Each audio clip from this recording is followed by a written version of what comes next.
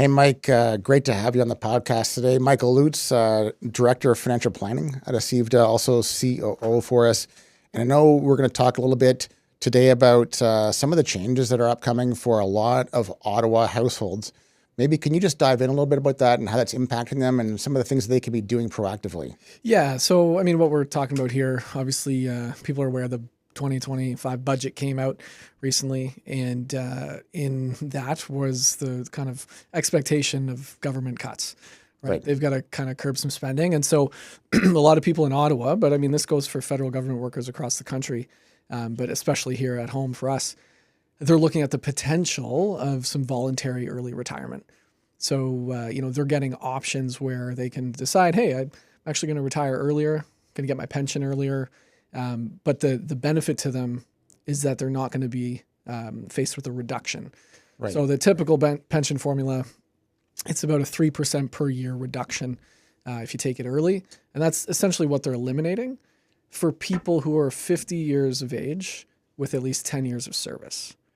So what we're finding is a lot of people are now facing this question of, should I take this early retirement option? Sure. And, well, we have helped to answer those questions. Sure. So, one of the things, it's scary for a lot of people, right? This is bringing up a lot of fears and unknowns, and what do we do? Like, are we in a good position? Exactly. And so, it can be a little frightening if they thought they were going to be with the government for a long time, but it's also an opportunity. Right. So if you're out there and you're thinking, well, geez, what does my financial future look like if I take this route? We can help to crunch the numbers. And how does that look like, Mike? Like what can some teams like ours do you find? Yeah, well, so at ECIVDA, we have our financial planning team. So we provide a service that's specifically a financial planning engagement. It doesn't need to have the promise of investment management and ongoing assets. It's really just answer questions. Situation I want to deal with. Right. I got to get some questions answered. I've got route A versus route B. Show me what this decision looks like and the impacts that it would have.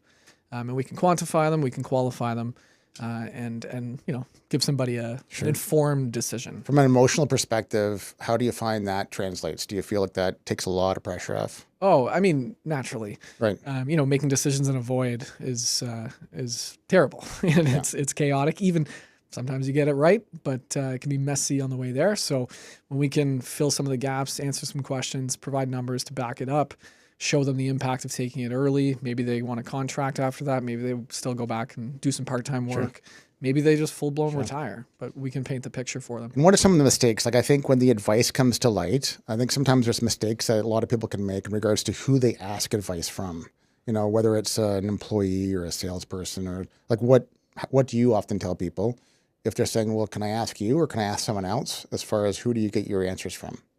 Are you talking about an employee that they work with, or like an employee at an investment institution? Like, sometimes I'm talking about advice and about financial planning, right? And someone will say, "Oh, great, I'll just go to anybody. I'll go to my person." Right. And then sometimes that's not particularly going to answer the same question. Yeah, you're talking about. Well, certainly if you go to your kind of, standard, easily accessible bank branch and talk to whomever the investment rep is that day, like that, you're not going to get the comprehensive answer that you might be looking for. Right. So, best practices is to look for a certified financial planner or registered financial planner, somebody who's got the, credentials and the experience and the designations to just know what the others don't know. Sure. Look at all the angles, look at tax, look at longevity. Provide some clarity. See how the pension will complement your other income sources, your other assets. And just give you the roadmap, and then ultimately, you'll have an informed decision. That's great. Thanks, Mike. Hope that helps somebody. Yeah, my pleasure.